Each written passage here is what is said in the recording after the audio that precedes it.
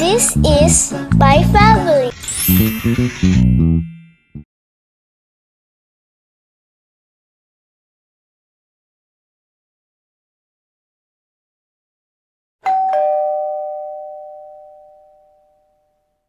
Nakakamiss yung dating YouTube, yung magre-record lang ako.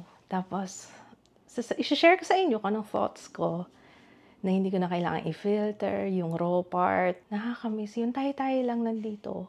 Yung I can freely say whatever's on my mind. Balik natin yun, why not? This will be my starting over vlog. Hi guys! Kung hindi niyo ako kilala, ako po si Ann Klutz. Kaya siya naging Ann Klutz kasi Joanne Clotario.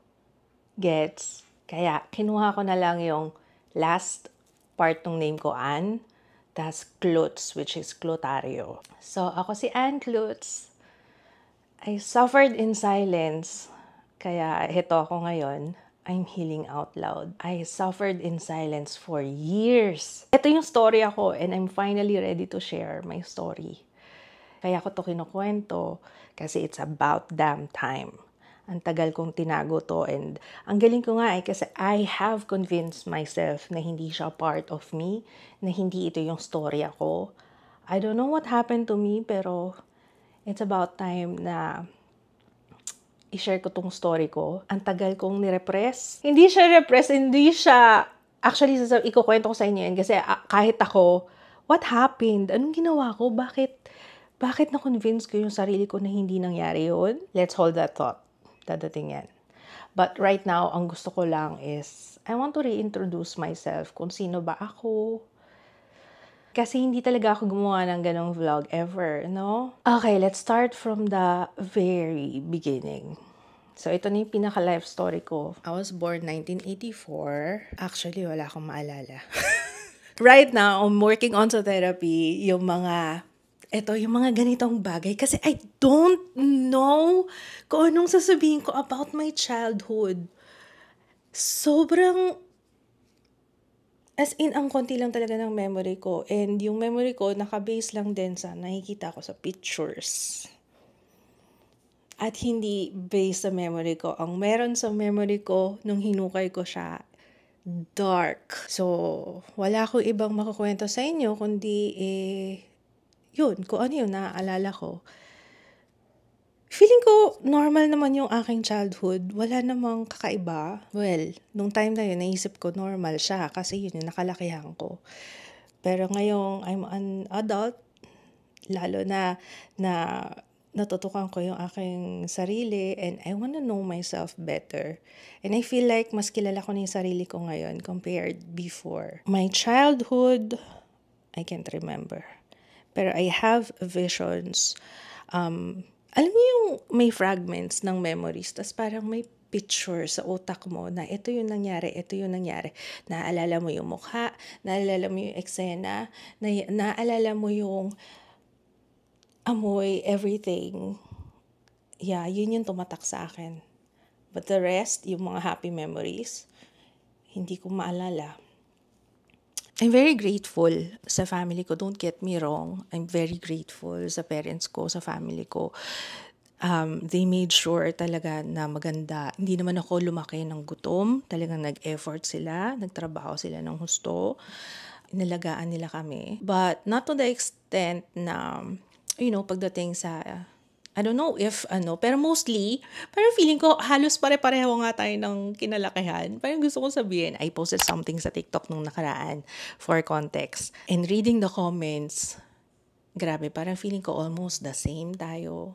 Maybe because of generation. I don't know kung anong meron sa atin, mga pinanganak nung 80s, batang 90s. Bakit parang hindi masyado tayong inalagaan emotionally? I mean, yes, hindi tayo nagutom, talagang inalagaan tayo, hindi make sure na we are provided for. Pero pagdating sa emotional capacity natin, parang medyo nag-lack tayo doon. At ngayong 40 na ako, saka ako nare-realize na, oh my gosh.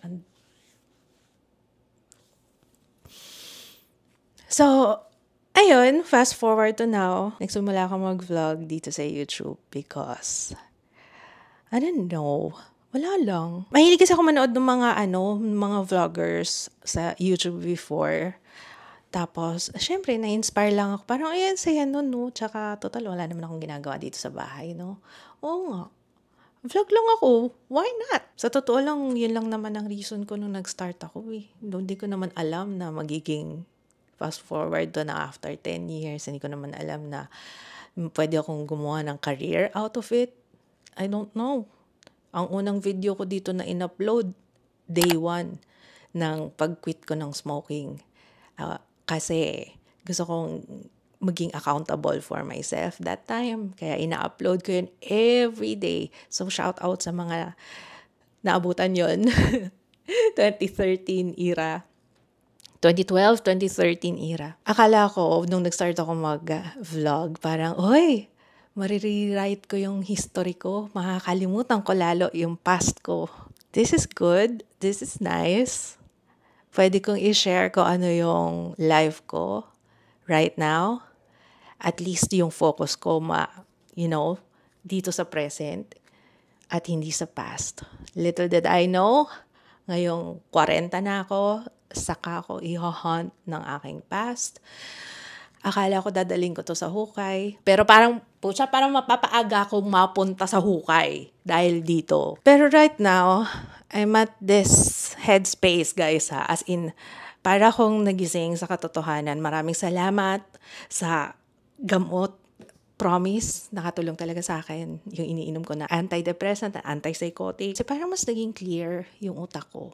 Unlike before na parang ang daming voices na parang hindi ko mag-grasp, hindi ko ako makapagsalita ng diretso at makapag-focus sa isang topic lang kasi ang daming pumapasok sa isip ko. Pero right now, parang alam niyo yung naliwanagan talaga ako na parang na-realize ko, kaya pala. And right now, parang I feel like kaya ko nang tumayo sa sarili kong paa at ipagtanggol yung sarili ko kasi I'm tired of people disrespecting me. Disrespecting me as a person, as a human being. Ay, hindi rin naman ako perfect. I know I have a lot of pagkukulang, shortcomings. Tao lang din naman ako. Pero nothing good communication can fix. Yung pwede naman sabihin, ganyan, diba? Napapagod na lang ako na parang ako na lang laging nag-effort. Nakilala niyo ako before as a people pleaser. Well, let me reintroduce myself. I'm Ann Klutz. I burn bridges when necessary. Nakita ko lang to sa TikTok. Parang sabi ko, oy, bagay Pero bagay nga sa pinagdadaanan ko. I wanna be heard na. Matagal ko na itong tinaga and I'm ready to share my story. This will be the start of something new and I'm happy. Kasi finally, ayoko na nung may tumitigil sa akin. Hello! Gusto ko nang mag-break ng cycle. Yung toxic cycle na parang paulit-ulit na lang tayo. And ayoko na rin nung pinapatahimik ako. Kasi the more na tinatanggap ko yun, parang tinatanggap ko na rin yung sarili ko as being silent.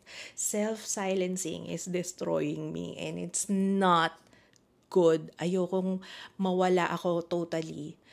And like I said, yung self-respect mo, ito yan eh. Pagka hindi ka nire-respeto ng ibang tao sa buhay mo, kuha ng respect na ina-expect mo from them. Doon ko kumukuha sa sarili mong kaban, sa self-respect mo.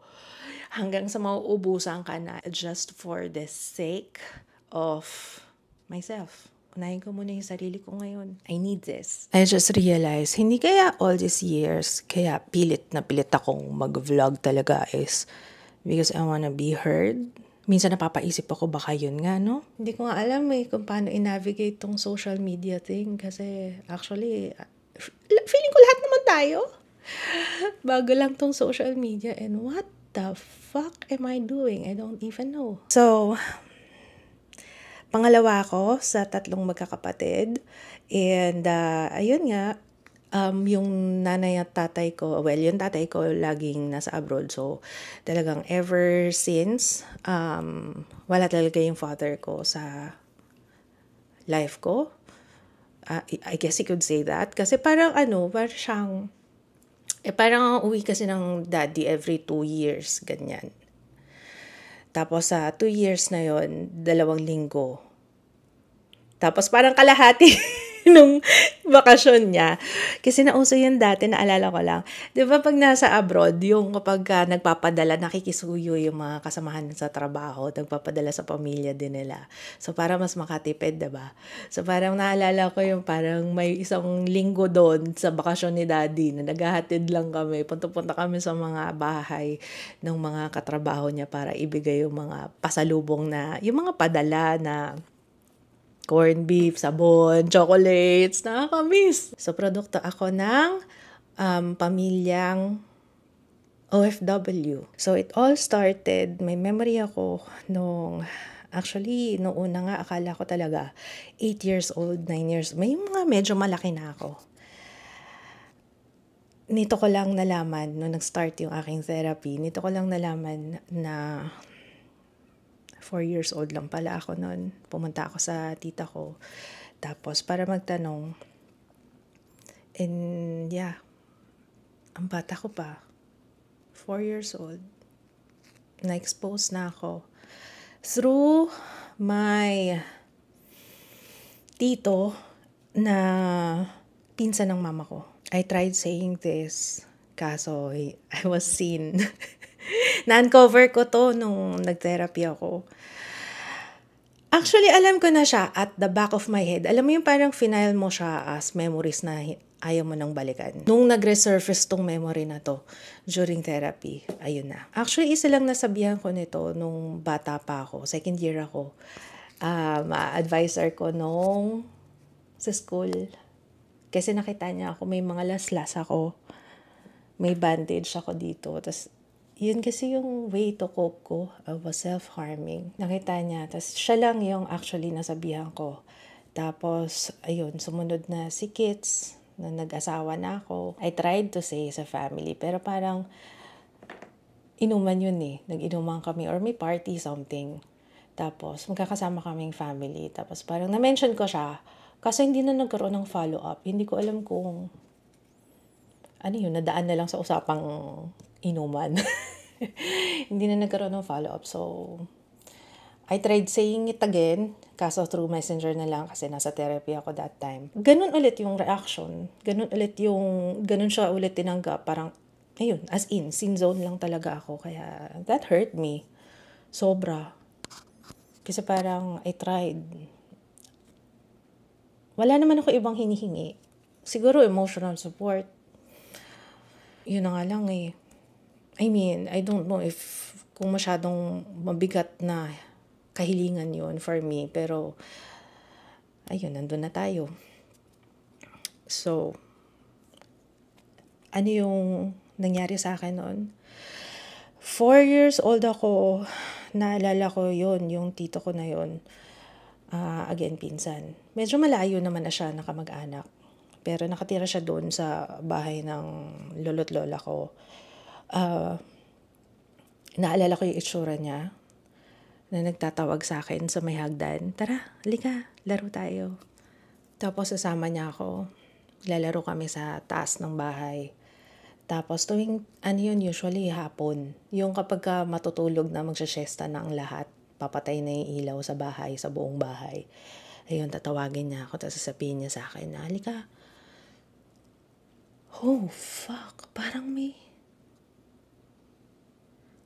naalala ko. Na isang eksena na parang sabi niya sa akin, parang ang sabi niya, hindi pinapatulog ko lang to, pinapatulog daw ako.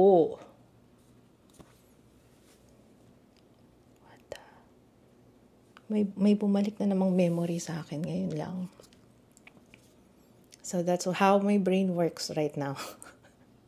Dahil pinilit ko siyang kalimutan, nung matagal na panahon at ilang years. From time to time, parang may isip ako, may maaalala akong ganon. Minsan nga sa sobrang galing ko, hindi ko na alam kung alin yung totoo, alin yung hindi. So, kailangan ko talaga i-confirm. Kaya nga, before ko sabihin sa therapy, kinonfirm ko rin muna. Kinonfirm ko rin muna sa tita ko kung kailan yun, kung totoo ba yung memory ko na yun. And yes, after all these years, 40 years old na ako, saka ako na-confirm na 4 years old ako that time nung nakatira yun dun sa mismong bahay ng lolo't lola. And yun daw yung tagaluto nun dati kasi nagtatrabaho ang lolo't lola, busy lahat. Tapos tinanong ako, actually hindi ko rin alam kung nasaan ang mommy ko noon, hindi ko alam. And right now, kinukwento ko to and hindi alam ng parents ko about this. Hindi rin alam ng mama ko. So I can't blame her kasi hindi ko naman sinabi. Hindi ko rin alam kung bakit hindi ko kinuwento and ang kaya ko lang i-make sense ngayon siguro that time lumaki kasi kami na takot. Lumaki kami sa takot, hindi ka pwedeng sumagot, hindi ka pwedeng magkwento. Parang na-raise kami as mabait ka kapag hindi ka sumasagot. For us, yung hindi mo pagsabi or pagkwento is respeto, is a sign of respect. Kapag quiet ka lang, pagka sumusunod ka, kapag obedient ka, mabait kang bata. So parang lumaki ako ng ganun. I'm not sure kung pareho sa mga kapatid ko, pero as for me, ganun. Lumaki ako ng ganun. Hindi ko alam exactly kung ilang beses siya nangyari, pero ayun, pagtawag niya sa akin, dadalhin niya ako dun sa isang kwarto, tapos ituturo niya sa akin kung ano yung dapat kong gawin. Hawakan ko daw, i-kiss ko daw. And until now, alam niyo ba, hindi ko makalimutan yung vision na yun, yung memory na yun. God, pati yung amoy. Fuck. And ngayong nasa therapy na ako, saka ko lang na-realize na pala yun kapag kahit na oral lang siya. 'Di ba? Dina-downplay ko pa, minimize ko pa, sinasabi ko na nilalang ko yun for someone na matanda ka na. Tapos, imaginein mo, 4 years old. Akala ko talaga 8 years old, 9 years old ako noon. Kaya isa rin sa mga na-shock ako ngayong 40 years old ako. So, ngayon ko lang nalaman. So, dahil dun sa nangyari na yun, guys, nag-iba yung tingin ko sa sarili ko. Tapos, iba ako growing up. Naging hyper ako. To the point na nangongolekta ako ng mga tabloid dati and comics. Kung naabutan niyo yung mga nirerentahang comics dati, ayan. Tapos yung mga tabloid na may part doon sa parang tawag nga, may bold. May bold sa tabloid. Name it, Pulgar, Abante Tonight. Yung may Cerex, ano yung may Cerex? Nakalimutan ko na kung ano yun. Hindi ko alam kung bakit sobrang fixated ako na magbasa ng ganun. As in, naalala ko, sobrang interested ko dun. To the point na kinukuha ko siya. Tapos tinatago ko sa kwarto kasi lagi kong binabasa. Tapos may one time, nahuli ako ng nanay ko. Galit na galit siya sa akin. As in, ako naman syempre hiyang-hiya ako. Ang bata ko pa noon, parang 10, 9. Tapos binugbog ako kasi sabi niya, ba't ako nagbabasa noon? Nakakahiya, nakakadiri, ano daw binabasa ko doon, ganyan. Lumaki ako na it's shameful without explaining, hindi tinanong bakit. Oo nga. Bakit hindi mo tinanong? Hindi ka ba nagtaka? Bakit? Sa edad na 8, 9 years old, nagbabasa ako noon. Sobrang fixated ko doon. Hindi ka ba nag-isip? Ang dami kong questions as a child. I don't know what's going on sa utak ko. Pero growing up, dala ko yung shame na yun. Na kinahihiya ko yung sarili ko na yun. Though dapat naman hindi dahil bata pa ako noon. What do I know? Kaya pala ako nagrebelde. Kaya pala ako ganun. Kaya pala ang gulo-gulo ng utak ko. Kaya pala puro anger yung nasa puso ko nung bata ako. Yun na pala yung dala-dala ko. Yun na pala yung bit-bit ko. Growing up, parang akala ko lang, ay, kasi sinungaling ka kasi. Tagus na hanggang buto mo yan, yung kasinungalingan mo growing up. Yun na na-instill sa isip ko. Kung maibabalik ko lang, sana hindi ko sinunog yung diary ko. Alam nyo, paborito ko mong nagda-diary dati. Doon pa lang. Nung nabasa ng magulang ko yung diary ko, another heartbreak. Kasi nung nabasa, wala kasing ibang inatupag kundi yung kalandian mo. Pokpok ka ba? Kung ayaw mong mabasa, wag mong isulat. Sinunog ko yung diary ko. Wala akong self-respect nun. You could say promiscuous ako nung time na teenager ako because yes. Kasi wala na akong self-respect. Nawala yung self-respect ko. ko. Sobrang misunderstood ni Little Joanne. Nung batang Joanne, nung batang ako. Meron isa pang pagkakataon, nasa bahay kami ng pinsan ko. Naalala ko yun kasi ang saya-saya nun. Para kasi may mga kalaro, ang saya-saya, di ba? Pag meron kang kalaro na kasing age mo, yung sa mga magpipinsan, tapos magkakaayaan kayo sa tindahan kasi usong-uso nun dati yung sa sari-sari store, yung mga laruan na mamiso, ganyan. Sasama ako sa kalaro ko, punta kami sa tindahan. Tapos yung matandang nagtitinda lalaki. Dalawa kami nun eh. Pareho kami babae. Pinapasok niya kami. Kasi diba parang may bintana lang yun usually. Pinapasok niya kami. Sabi niya, tara, pasok kayo dito para makapili kayo ng laruan. Kasi diba pipiliin mo yun dun sa my card. Alin dun yung bibilin mo. Sir, syempre nakatingala kami. Pati yung kalaro ko nakatingala kasi pipili siya ng bibilin niya. Alam mo si Tatang, hawak niya yung crotch ko habang namimili kami doon. Tapos, alam mo yung hindi ko na naigalaw yung katawan ko. Parang nagpretend na lang ako na hindi siya nangyari. Parang, may nangyari ba? Parang hindi yun totoo. Pero hindi na ako makatingin nun sa mata niya. Hindi ko rin sinabi sa mama ko yun kasi alam ko sasabihin lang niya, kasi diba sabi ko sa'yo, wag ka nang umalis, wag ka nang lumabas. Ang kulit mo rin kasi. At saka alam kong pag sinabi ko yun, mas lalo akong hihigpitan. Alam ko na kasi mula pa nung bata ako, layas talaga ako. Parang mahilig talaga akong mag-explore. Sabi ng parents ko, mabarkada daw talaga ako. Pero I don't know. Pagkasama ko yung mga friends ko nung time na yun, parang longing, yun ang hinahanap ko. Parang yung friendship ba? Yung feeling na you belong. Na nahanap ko dun sa friends ko. Kaso, dahil hinihigpitan din ako, which I understand kasi nga syempre iba ang panahon, okay lang naman sa akin yun. Pero yung aabot ka naman sa point na bubugbugin mo ko na halos magpatay-patayan ako para lang tumigil ka. At binugbog mo ko kasi hindi ako sumabay sa service. Alam niyo, growing up, parang naisip ko yun sobrang. Ngayon matanda na ako. Na-realize ko, sabi ko, dahil lang hindi ako sumabay sa service, grabe naman yung pambubugbog sa akin. I'm not blaming my mom kasi nga naiintindihan ko nga siya kasi nga, sabi ko, mag-isa lang siya. Ang hirap ng ikaw lang, biktima rin din siya ng circumstance. Hindi naman din niya ginusto na wala ang daddy, na nasa abroad ang daddy. Kaso wala kaming magawa. Kailangan. Kasi hindi lang naman kami ang binubuhay ng tatay ko. Panganay ang tatay ko, kaya breadwinner siya ng family. So, lumaki din ako, nakikita ko kung gaano kahirap maging breadwinner, kung paano yung hirap ng tatay ko. Tapos yung in the end, kahit na mapag-aral niya, yung mga kapatid niya, ang ending, hindi pa rin, watak-watak pa rin naman sila.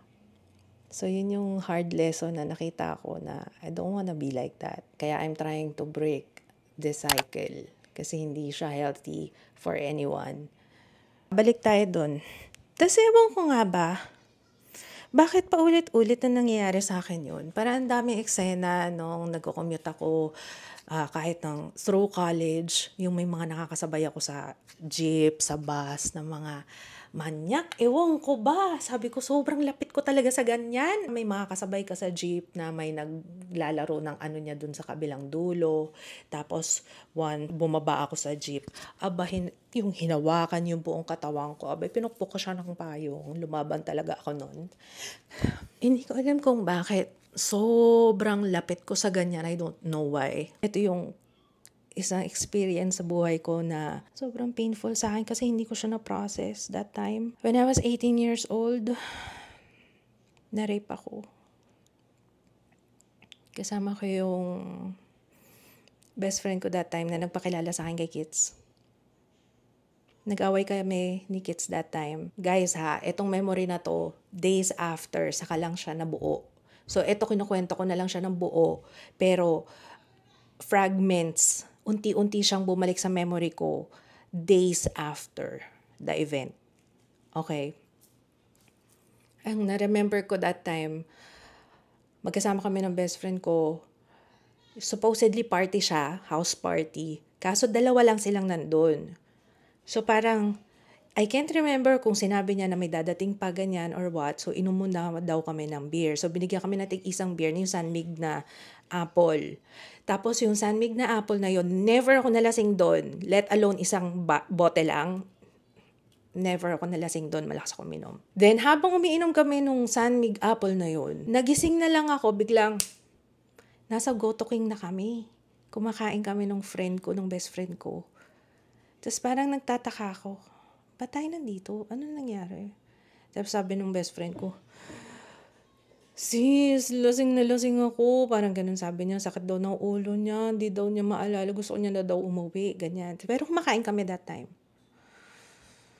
Tapos ako naman, I know something happened, pero hindi ko put into words, hindi ko masabi sa best friend ko that time. Kailangan ko na umuwi kasi hinahanap na rin ako ni Kits kasi parang maghapon akong wala sa bahay. Umuwi ako sa bahay na umiiyak na ako, parang nafe-feel ko na biyahe ko pa uwi, na naaalala ko na paunti-unti, pero parang very blurry. And totoo yung mga eksena sa movie, yung naliligo ka, tapos yung parang kulang na lang pati yung balat mo, ihubad mo para hugasan mo, para kuskusin mo, kasi diring-diri ka sa sarili mo, parang na-experience ko yun. And nung kinagabihan, unti-unting bumalik sa akin yung memory, yung pinaka-visual memory. I already told Kits about this, kaya don't you worry, siya naman yung una kong kinuwentuhan nito. Kwento ko na lang sa inyo yung separate video tungkol dito if ever you're interested. But kung paano ko nasabi kay Kits, ganyan and all. May memory ako nung nakahiga lang ako. Wala yung friend ko dun sa kwarto. Ako lang yung nasa kwarto. Tapos, hindi ako gumagalaw. Pero dumidilat ako, hindi ako makagalaw. Pero feeling ko, frozen na ako that time. Parang feeling ko nga, nakatingin lang ako sa ginagawa sa akin. Parang akong powerless. And then after nung lalaki na yun, kasing age lang naman namin sila, tinawag niya isa. Naalala ko, nilinis pa niya ako dito sa may...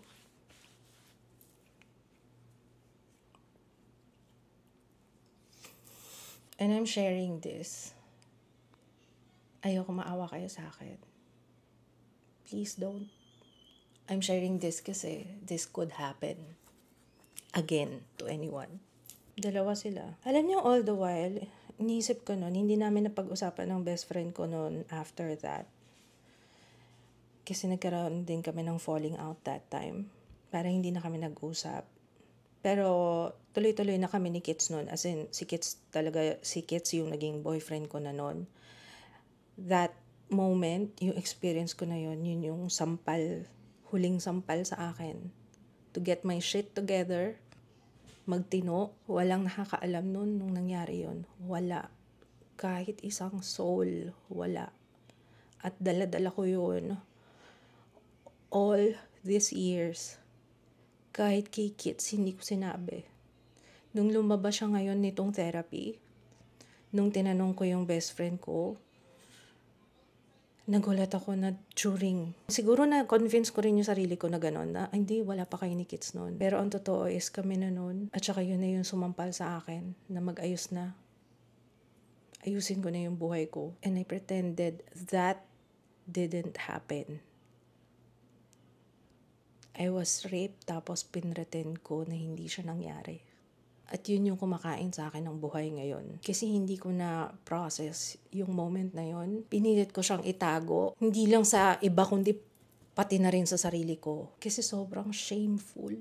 Kung ano yung nangyari sa akin na tinago kong shame growing up, yun pa rin yung nangyari sa akin. Kaya kung hindi ko pa nakilala, sobrang blessing sa akin ng asawa ko kung hindi ko nakilala si Kits. Tuloy-tuloy talaga akong mapapariwara, as in self-sabotage talaga, girl. Feeling ko hindi ko alam talaga kung saan ako pupulutin. Mga ganung level. Nakakaloka. Ganun ako kapasaway nun dati. Seryoso na ako. Eto na, ayusin ko na yung buhay ko hanggang sa binigay sa amin si Jaya. Jaya was unplanned, pero she's a blessing, as in sobrang blessing siya sa buhay ko as a person.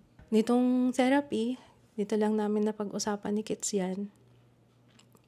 And it was hard. Pareho sa amin.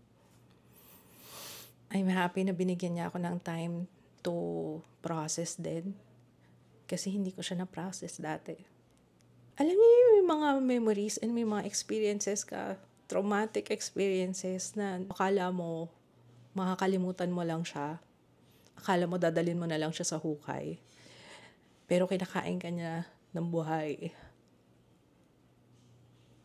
And I can't keep silent anymore. That is not my fault. Yung mga magsisimula mag-victim blame dyan, especially yung walang alam, if you haven't experienced this, or if you don't know anyone who experienced this, tapos mag-victim blame, huwag kang magko-comment dito na sasabihin mo na, ay, kasalanan mo yan. Pumunta kami doon, we were not planning to stay, and I didn't know na laced yung ininom naming beer. Walang consent yun. Hindi ko ginusto yun. And I'm not here para hanapin pa kung sino man yung dalawang yun. And if you're asking kung yung tito ko buhay pa, he's dead.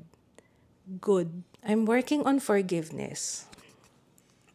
Actually, I don't know. Maybe I will get there. Yung forgiveness na yan, na sinasabi. Maybe I'll get there. Pero right now, I'm working on accepting myself. Pero naiintindihan ko na yung sarili ko.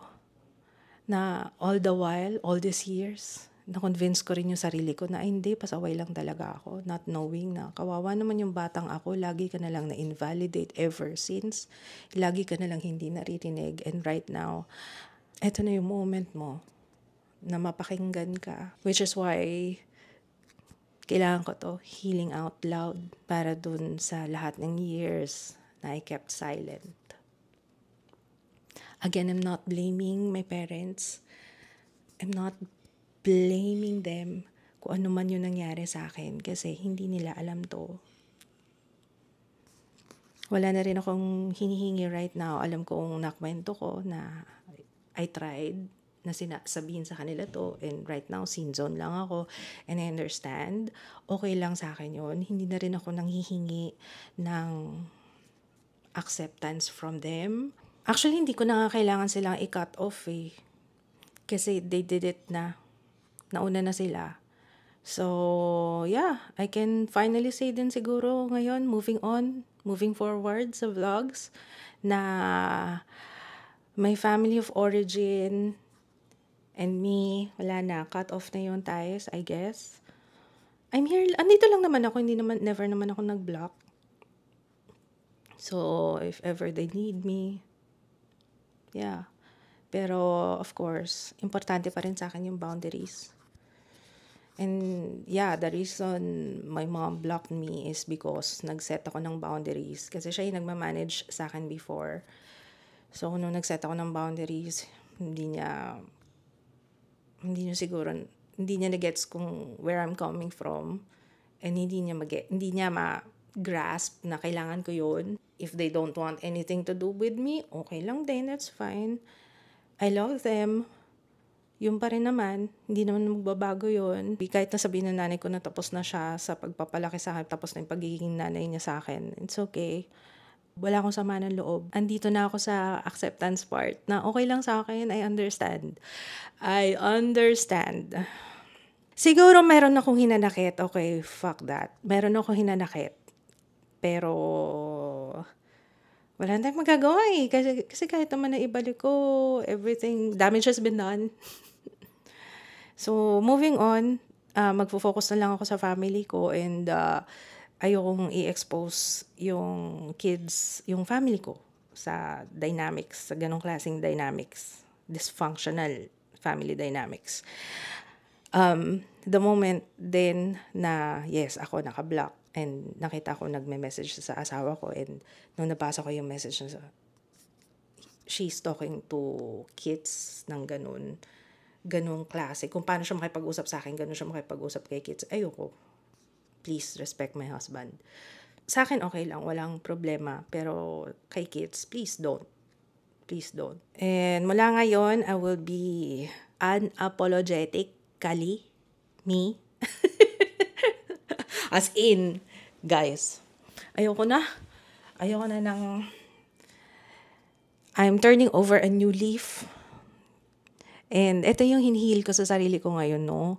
Ayoko na nung masyadong nagpapadala sa iba. And it's time to break the cycle. Ayokong ipasa yung ganito. Ayoko expose yung family ko sa ganong dynamics. Which is why I'm trying my best na maging emotionally there, emotionally available para sa mga kids ko kasi yun yung hindi ko na-receive. So, kung ano man yung mga life lessons na na-realize ko, yun ang hindi ko ipapasa. Basta importante is my family right now. Kung ano yung nakagisnan ko, ang nakita kong mali, hindi ko na siya ipapasa. It ends with me. So, hanggang dito na lang po tayo. Actually, when you think about it, it's for the better. It's for the greater good. Kasi imagine, ang ini-instill natin, kinakalimutan na natin yung sarili natin eh. Kasi isipin na lang natin yung mga sa susunod na generation. It's like what's happening right now. 'Di ba? Sa natin, sa politics, sa government. 'Di ba naglalabasan na sila ng baho? Tama yan. Kasi yung dating sistema, hindi na siya nag-work. So, kailangan magising na tayo sa katotohanan.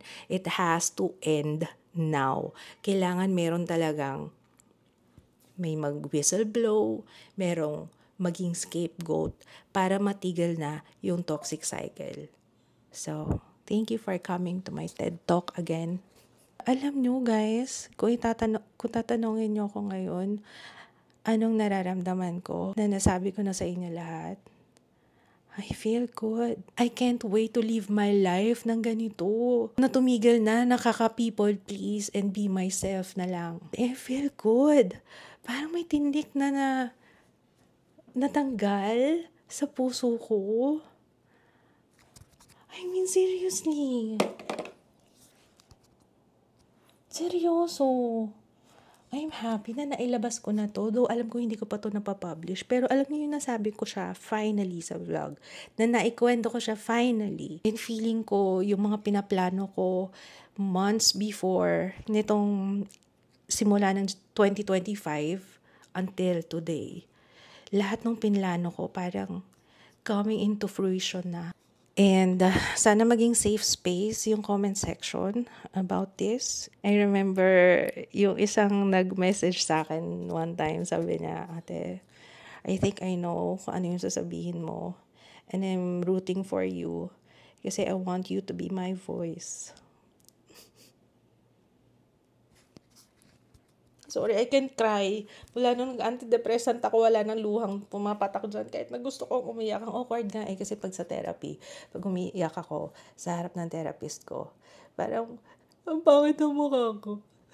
Maganon ako, pero walang tumutulong luha kasi yan ang epekto ng mood stabilizers. Gusto kong umiyak, pero hindi ako maiyak kasi wala nang luhan lumalabas. Andun na tayo sa point na yun. And 1 month na, yun! Yan ang isa sa mga gusto ko rin ikwento sa inyo. Yung mga pagsisimula ko nung sa gamot para ma-share ko rin sa inyo and kung may questions kayo tungkol sa mga side effects kasi ang dami kong na-experience ng side effect and it took me 2 weeks para medyo maging tolerable yung side effects sa katawan ko. And a month para ma-feel ko na medyo okay na ako. And lagpas na tayo ng 1 month ngayon. Bukas is follow-up ko ulit sa akin. Ito yung first follow-up ko sa psychiatrist tomorrow after a month ng medication. Tapos, may therapy din ako tomorrow. So, that's that. Excited ako for tomorrow. Tapos, syempre, masaya ako kasi kukwento ko to finally. At feeling ko magiging iba na, alam nyo, iba na talaga yung pakiramdam ko ngayon pa lang after recording this. This is gonna be something new sa akin. Nafe-feel ko na yung fire and the spark. I love it. I'm so excited. I'll see you again next time, guys. And let me know your thoughts. And hopefully, you will learn something dito sa video na to or baka nakikinig lang kayo na nagdadaldal ako pero there's more to come, more daldal to come kasi parang ang dami kong gustong ikwento. So, I love you guys. Thank you for this. And thank you for everyone na nagme-message, and continuously commenting.